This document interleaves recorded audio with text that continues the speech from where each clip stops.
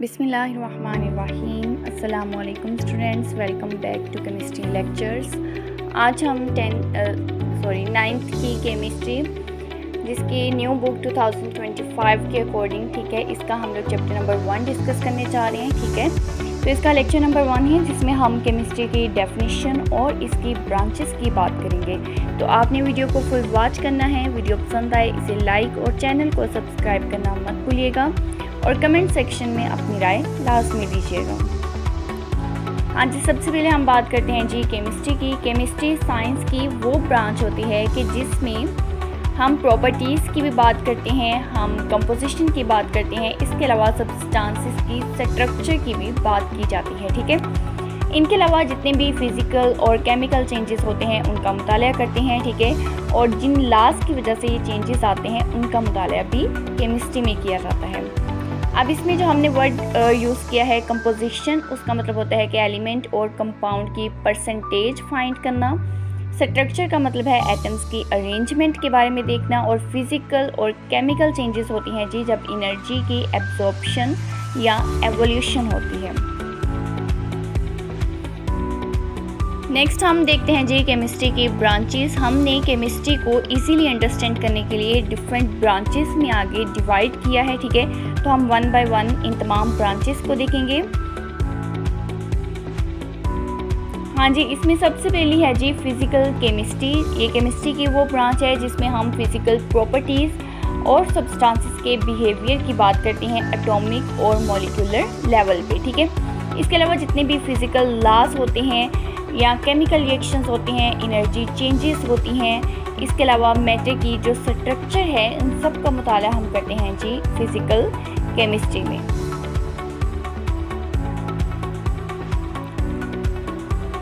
Physical chemistry के बाद हम सेकंड इसकी ब्रांच की बात करते हैं जो कि हमारे पास है जी इनऑर्गेनिक केमिस्ट्री।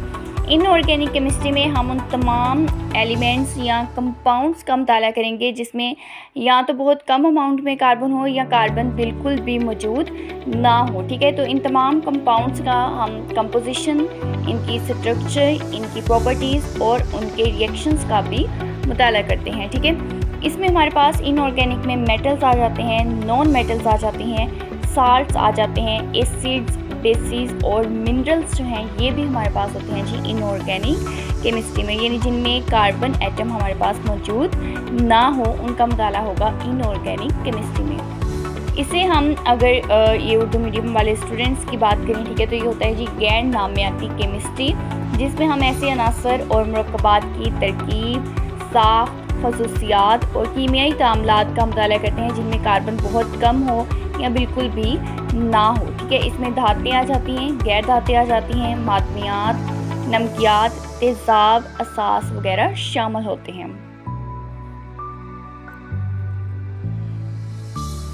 तो ये सारी इसकी जो है एग्जाम्पल्स थी metals, non metals, salts, acids और बेसिस। ये सारी एग्जाम्पल्स हमारे पास आ रही हैं जी इनऑर्गेनिक जितने भी हमारे पास केमिस्ट्री में हम कंपाउंड्स का मुताला करते हैं। ठीक है, ये इनऑर्गेनिक में आएंगी। नेक्स्ट हम बात करते हैं जी ऑर्गेनिक केमिस्ट्री की। ये केमिस्ट्री की वो ब्रांच है जिसमें हम ऐसे कंपाउंड्स का मुताला करते हैं जिनमें कार्बन मौजूद होता है। ठीक है, जिसे हम कहते हैं जी हाइड्रोकार्बन्स और उनके डेरिवेटिव्स। ठीक है, इनकी स्ट्रक्चर, कंपोजिशन, प्रॉपर्टीज़, इनके प्रिपरेशन के मेथड, ठीक है, और इसके अलावा इनके रिएक्शंस का भी मुताला करते हैं जी ऑर्गेनिक केमिस्ट्री में। ठीक है, तो ये तमाम लिविंग ऑर्गेनिजम्स में मौजूद होते हैं और ये हमारी लाइफ के लिए भी इसेंशियल होते हैं।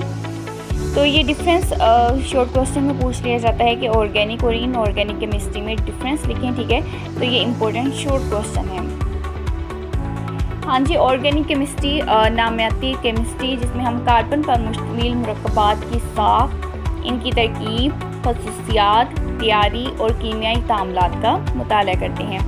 लेकिन इसमें सादा कार्बन के मरकबात मौजूद शामिल नहीं होते, जैसे कार्बोनेट्स हो गए, बाइकार्बोनेट्स हो गए, ऑक्साइड्स हो गए या फिर कार्बाइड्स। अब जितने भी नामियाती मरकबात हैं ये तमाम जानदारों में पाए जाते हैं और ये ज़िंदगी के लिए भी नहायत ज़रूरी होते हैं।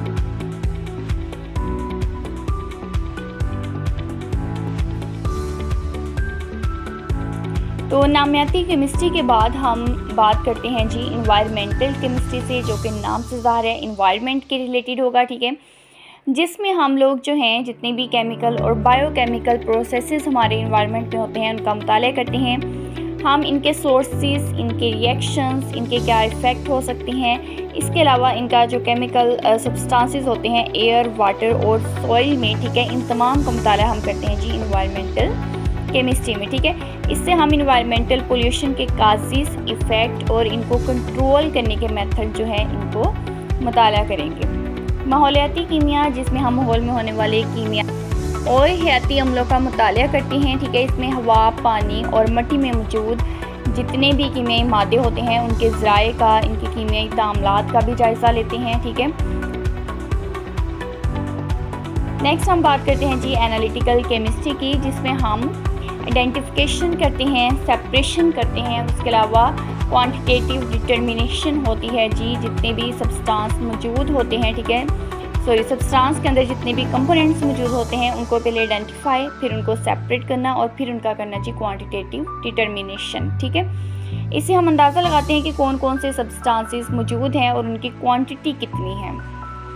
तो तज्ज़ियाती कीमिया की वो शाख जो किसी मादे में मौजूद अज्जा की शनाख्त और अलैदगी और इसके अलावा उनकी मिक़दार मालूम करने का मुताला करती हैं। इससे हम ये भी मालूम करते हैं कि किसी नमूने में कौन से मादे मौजूद हैं और उनकी मिक़दार कितनी है, ठीक है। तो वो सारा मुताला हम करते हैं जी तज्ज़ियाती केमिस्ट्री में। बायोकेमिस्ट्री है, जिसमें हम स्टडी करते हैं केमिकल सब्सटेंसेस और लिविंग ऑर्गेनिजम्स में होने वाले जो वाइटल प्रोसेसेस हैं इनका मुताला किया जाता है। इससे हम अपनी लाइफ को अंडरस्टैंड करते हैं केमिकल प्रोसेसेस के ज़रिए, और हम जितने भी बायोमोलिक्यूल्स हैं उनके स्ट्रक्चर और फंक्शन का भी मुताला करते हैं। इसको हम कहते हैं जी हयाती कीमिया, जिसमें हम जानदारों में पाए जाने वाले कीमियाई मादों और अहम हयातियाती अम्लों का मुताला करते हैं। इससे हम कीमियाई अम्लों के ज़रिए ज़िंदगी को समझने में भी मदद मिलती है और जितने भी प्रोटीन्स, कार्बोहाइड्रेट्स, चिकनाइयों और न्यूक्लिक एसिड की साख्त और अफ़ाल की भी वजाहत करती है। न्यूक्लियर केमिस्ट्री है, न्यूक्लियर केमिस्ट्री न्यूक्लियस के रिलेटेड, ठीक है, जिसमें हम लोग जो है न्यूक्लियर रिएक्शंस का मुताला करते हैं। न्यूक्लियस के अंदर होने वाली जितनी भी रेडियो एक्टिविटी होती है, न्यूक्लियर रिएक्शंस होते हैं या एटॉमिक न्यूक्लियाई की ट्रांसफॉर्मेशन होती है, ये तमाम मुताला हम करते हैं जी न्यूक्लियर केमिस्ट्री में। यानी कीमिया की वो शाख जिसमें एटम के मरकज़ी तामलात का मुताला करते हैं। इसमें जौहरी तापकारी यानी रेडियो एक्टिविटी, न्यूक्लियर रिएक्शंस और इनके जो ट्रांसफॉर्मेशन होते हैं कि एटॉमिक न्यूक्लियाई के, ठीक है, इन सब का मुताला किया जाता है। इसके इस्तेमालात की बात करें तो इसको तिब के शोबे में, ज़राअत, सनत और साइंसी तहकीक में जो है वो इस्तेमाल किया जाता है। पॉलीमर केमिस्ट्री है, केमिस्ट्री की वो ब्रांच जिसमें हम पॉलीमर्स के स्ट्रक्चर, प्रॉपर्टीज, सिंथेसिस और इनके एप्लीकेशंस का मुताला करते हैं। पॉलीमर्स दरअसल हमारे पास लार्ज मॉलिक्यूल्स होते हैं जो कब बनते हैं, जब स्मॉल यूनिट्स को हम मिलाते हैं। जो स्मॉल यूनिट्स हैं उनको कहा जाता है जी मोनोमर्स। इनके मिलाने से जो बड़ा मॉलिक्यूल बनता है उसे कहते हैं पॉलीमर, ठीक है।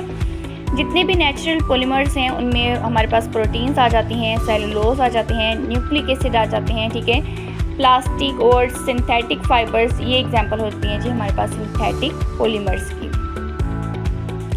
पॉलीमर कीमिया की वो शाख होती है जो पॉलीमर्स की साख, खसूसियात, तैयारी और इस्तेमालात का मुताला करती हैं। पॉलीमर बड़े मॉलिक्यूल होते हैं जो बहुत से छोटे मॉलिक्यूल के आपस में जुड़ने से बनते हैं। इसमें कुदरती पॉलीमर्स में प्रोटीन, सेलुलोज और न्यूक्लिक एसिड होते हैं, और जो हमारे पास मस्नूई पॉलीमर्स हैं उसमें प्लास्टिक और मस्नूई रेशे मौजूद होते हैं। जियो केमिस्ट्री, वर्ड जियो का मतलब होता है जी अर्थ, ठीक है।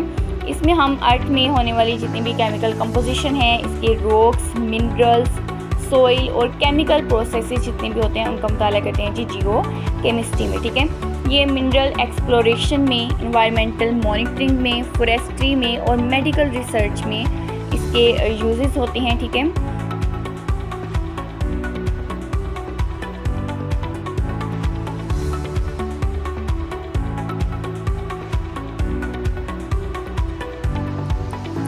यानी जियो केमिस्ट्री अर्जी कीमिया भी कहा जाता है। कीमिया की वो शाख होती है जिसमें ज़मीन, पानी साफ, इसके चट्टानों, मादनियात, मिट्टी और इसमें होने वाले कीमियाई अमल का मुताला किया जाता है।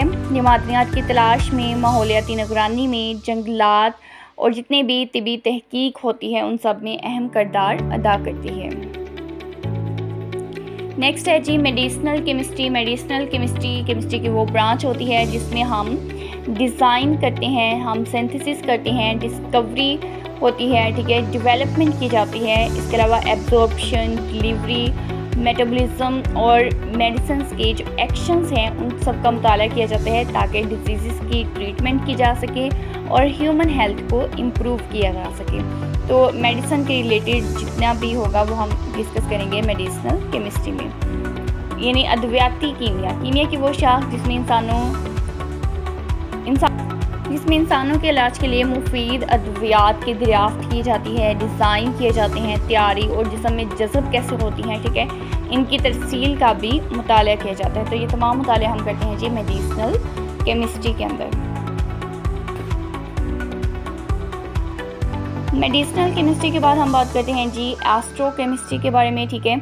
एस्ट्रोकेमिस्ट्री की वो ब्रांच होती है जिसमें हम मॉलिक्यूल्स, एटम्स और आइंस का मुताला करते हैं। लेकिन कौन से मॉलिक्यूल्स, एटम्स और आइंस का मुताला किया जाता है जो कि स्पेस में मौजूद होते हैं, ठीक है, इनके केमिकल रिएक्शंस जितने भी स्टार्स में, प्लैनेट्स में, ठीक है, इसके अलावा इंटरस्टेलर क्लाउड्स में या फिर यूनिवर्स में होते हैं, इन सब का मुताला हम करते हैं एस्ट्रोकेमिस्ट्री में। ये हमारे पास जी है इसकी लास्ट ब्रांच हम डिस्कस कर रहे हैं एस्ट्रोकेमिस्ट्री, जिसमें हम खलास, तारों, सियारों, ठीक है, कमेट्स, इसके अलावा दमदार तारों और कायनात में खला में मौजूद एटमों, आइंस और इनके कीमियाई तामलात का मुताला किया जाता है जी एस्ट्रोकेमिस्ट्री में। तो स्टूडेंट यहाँ पर आज का लेक्चर मुकम्मल होता है। उम्मीद करती हूँ आपको आज के लेक्चर की समझ आई होगी। वीडियो पसंद आई इसे लाइक और चैनल को सब्सक्राइब करना मत भूलिएगा।